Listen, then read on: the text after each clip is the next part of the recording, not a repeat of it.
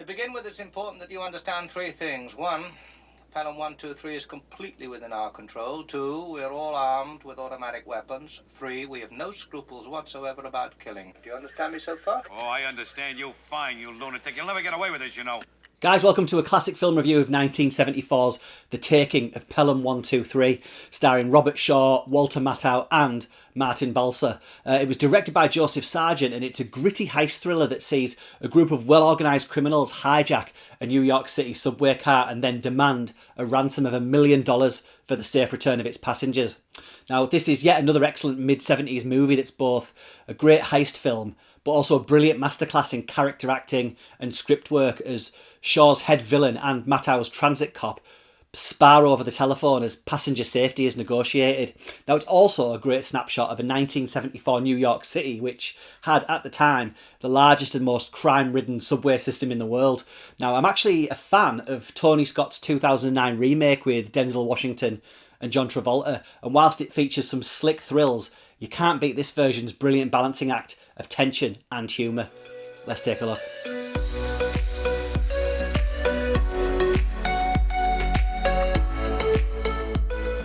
So 1974's The Taking of Pelham 123 features the well-orchestrated hijacking of a New York City subway train by a group of middle-aged, identically dressed crooks who all have code names relating to colours.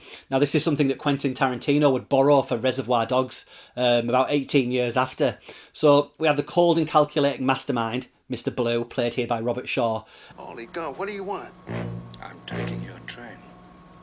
Wild cannon nutcase Mr. Grey, played by Hector Elizondo, the technical guy Mr. Green, played by Martin Balsam, and the relatively normal Mr. Brown, played by Earl Hindman. Now, the four take over a train and radio the New York Transit Authority to make their demands, and they want $1 million within the hour, or they'll begin killing hostages, a plot device that we've seen recycled countless times since this movie. Please inform the mayor that we demand $1 million cash for the release of the car and all the hostages, right? That'll be the day.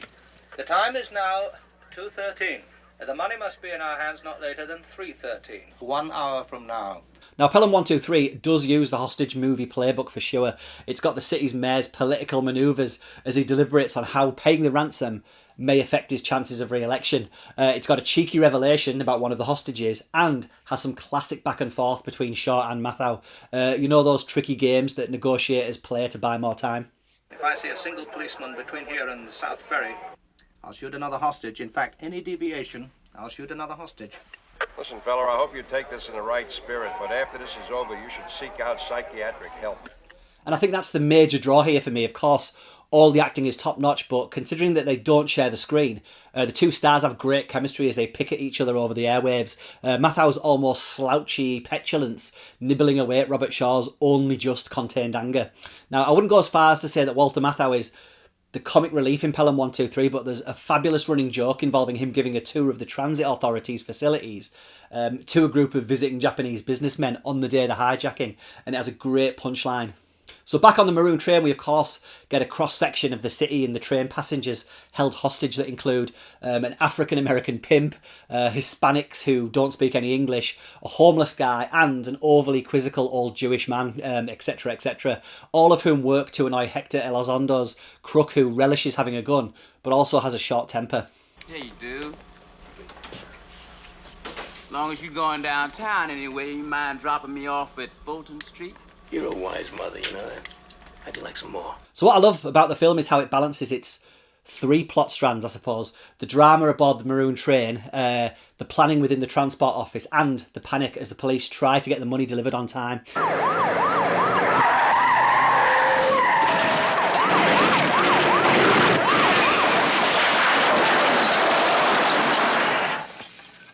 What do you mean it's been wrecked? There's no more time left. We're out of time. Now, if and when the money is delivered and what happens next, I won't discuss here because that's the unique selling point of any heist movie, really. Suffice to say, The Taking of Pelham 123 was directed by Joseph Sargent, who was a TV movie director extraordinaire, but made only a handful of theatrical films, and this being by far the jewel in his filmography. Its hour and 40-minute runtime just flies by. Now, I do love a 70s New York movie. They never paint the city in a good light. It's always run down, gritty and full of crooks and gangs and graffiti and more often than not run by corrupt officials, a place where taking the subway leaves you at the mercy of the criminal underworld. What you're going to do, Mr. Doyle, is to go back, collect all the passengers from the 9 cars we've cut loose, and you walk them to 28th Street Station. I don't know, sir. People hate to get off in the middle of a tunnel. Just do as you're told. This movie excellently balances some light humour with moments of nail-biting tension, which isn't always easy to do. So Robert Shaw, an actor I love, and I think who does some of his best work here, plays Mr. Blue, the mastermind of the operation, and therefore the guy who spars with Walter Matthau over the phone. Now, Shaw was in the middle of a run that included this film, The Sting, and Jaws. He would die from a heart attack only 4 years after making Pelham 1, 2, 3, but left behind a formidable body of work that, of course, included From Russia with Love, The Battle of the Bulge, and Young Winston. He's perfect as the cool and calm villain, a guy who you just know has violence bubbling just below the surface. Now, of course, no stranger to odd couples, Matthau plays against Shaw as Lieutenant Garber with a mixture of sarcasm and reluctant heroics. Rico, you want to make yourself useful? Get personnel and tell them to get together a list of all motormen discharged for cause during the past 5 to 10 years. What are you looking for? Somebody down there knows how to drive a train. You don't pick that up watching Sesame Street. Tell me one it's at 8. His attempts to buy time with Shaw's villain are some of the screenplay's finest moments.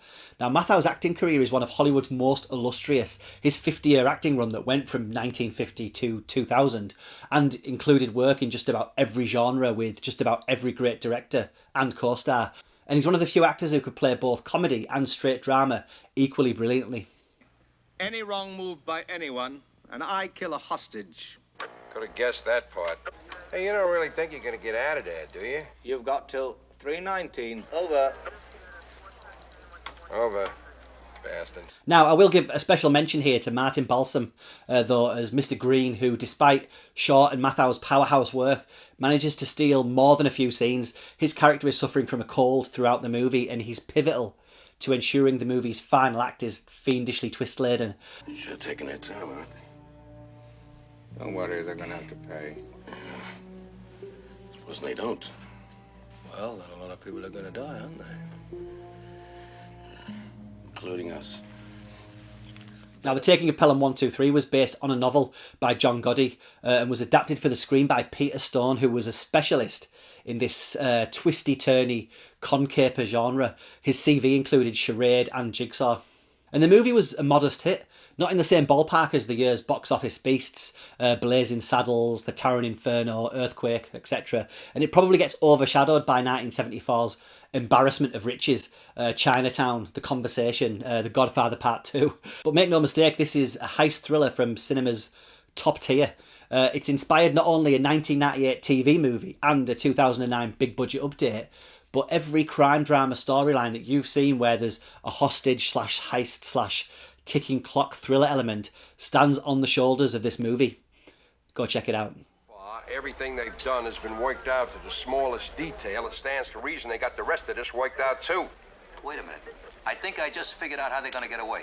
I'm listening. They're going to fly the train to Cuba. You're a sick man, Rico.